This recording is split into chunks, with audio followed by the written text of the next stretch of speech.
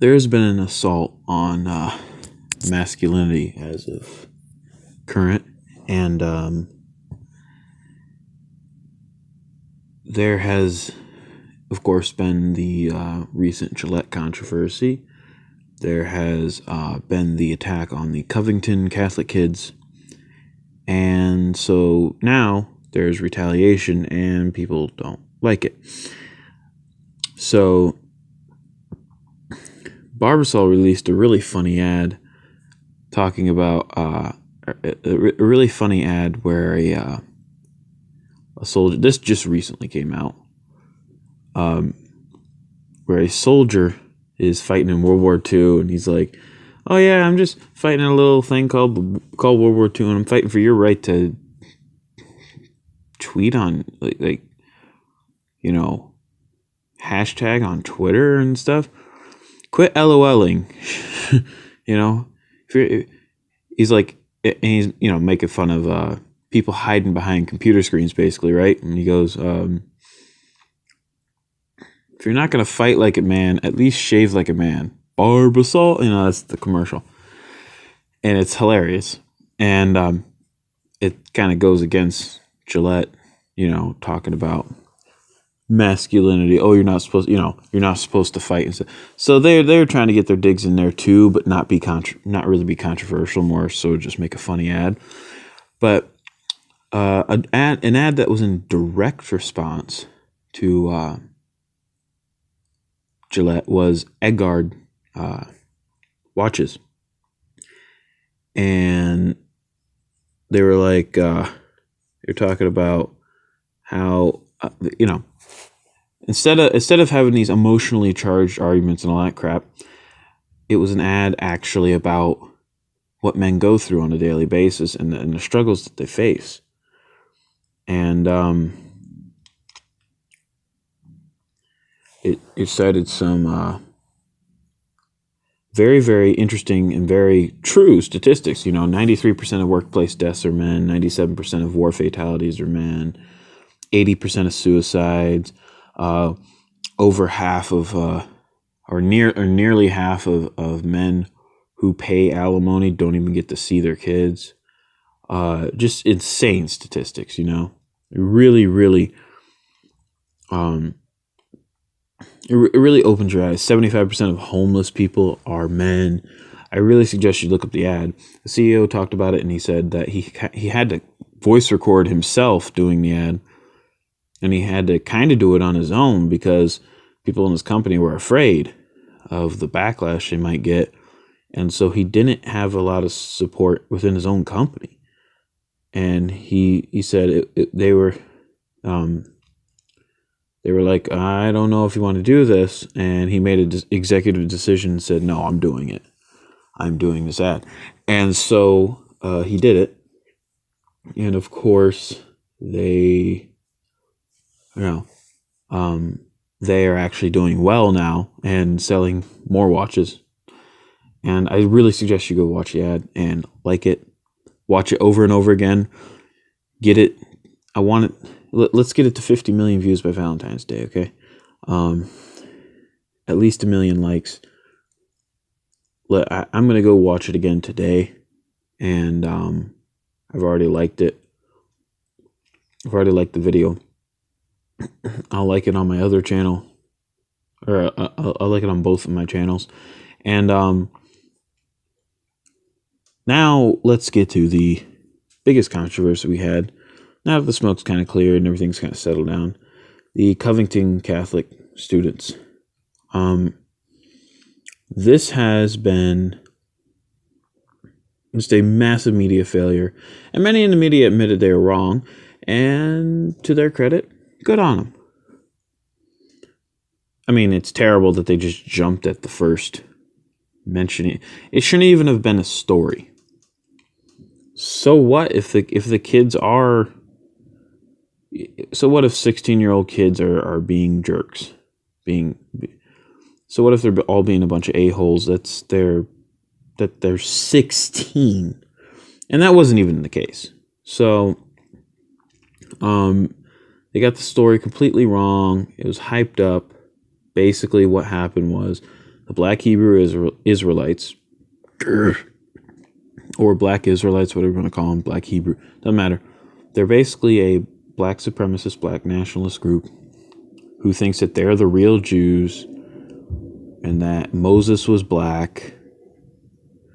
You know, they misquote verses from the Bible, like the Bible said Moses had bronze skin, and they go, see, he had bronze skin, black. No, well, first of all, bronze is not the same color as Africans, okay? It's not dark. If you ever looked at anything as bronze, it's not dark brown. It's like a kind of like a gold, kind of like gold, but a little bit darker. Like, no, it's not. Also, the Bible is talking about Moses having bronze skin because he worked as a farmer, as a sheep herder. So he got tan. Total misrepresentation of the Bible, and it's purely for the for the purpose of being racist. I mean, you can look into what they believe. They have some really shoddy science that they try to say is, you know, proof that basically everybody else is like a blemish on the earth, and that black people are like the best, right? I mean, God forbid one of them find out they're like 5% white or 5% actual Jewish, or they technically claim to be actual Jews, even though they're not. But like, God forbid they actually find out that they're like 5% of something else. Take a DNA test, and it turns out that on their mom's side there was their great grandmother was Chinese. Who knows, right? Such stupidity. And then of course Nathan Phillips, because when I think of a Native American, I think of Nathan Phillips. No, I think of like Lion Horse or something like that, or like in the Outlaw Josie Wales, 10 Bears. I'm Nathan Phillips. I'm here to defuse the situation. That's what he said. Totally false. Did not happen. Says he's a Vietnam vet. Turns out, no, not really. He was like a custodian. It's still disputed as to whether or not he's actually Vietnam, or if he was just at the most, he was a custodian in the military. Let's just put it that way, okay? So that all happened. And there's just been this assault on masculinity. White males, but even more so just men. You know? It's this idea that men are bad. Oh, you know, most of the violence in the world happens because of men. Well, for most of human history, you could get killed by a bear. Like, of course, someone had to be violent to fight off the animals. And then, yeah, unfortunately, that just kept going throughout time. We get violent with each other. Sure. We act like we live in a blemish-free world. You don't live in a perfect world, so because of that, you need violence. If we lived in a world without sin, without bad stuff happening, you wouldn't need violence. But unfortunately, it's a necessary evil.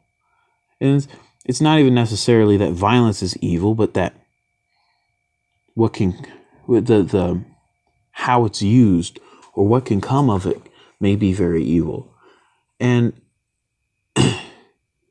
I mean, if we lived in a perfect world, we wouldn't need violence, but unfortunately we do. You need a level of it. You need violence just to eat, okay? You got to kill a cow. You got to, right? All your crops you're getting them from these big plows that chop off the heads of rabbits, and in the words of Owen Benjamin.